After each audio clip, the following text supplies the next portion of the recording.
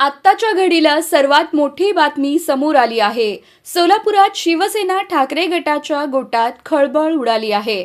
ठाकरे गटाचे सोलापूरचे जिल्हा प्रमुख संतोष पाटील यांनी आपल्या पदाचा राजीनामा दिला असून त्यामुळे पक्षातील अंतर्गत वाद चव्हाट्यावर आले आहेत। पक्षातील संघटनात्मक गोंधळ, निर्णय प्रक्रियेत अभाव आणि वरिष्ठ पदाधिकाऱ्यांच्या कारभाराबाबत असलेल्या नाराजीतूनच आपण हा निर्णय घेतल्याचे संतोष पाटील यांनी स्पष्ट केलं आहे। पक्षात मनमानी पद्धतीने निर्णय घेतले जात असून कार्यकर्ते आणि पदाधिकाऱ्यांना विश्वासात घेतले जात नसल्याचा आरोप त्यांनी केला आहे। यामुळे संघटनेत मोठ्या प्रमाणावर असंतोष निर्माण झाल्याचं बोललं जात आहे। दरम्यान आजच दुपारी ठाकरे गटाच्या तब्बल 100 पदाधिकाऱ्यांनी एकाच वेळी राजीनामे दिल्याची घटना घडली होती।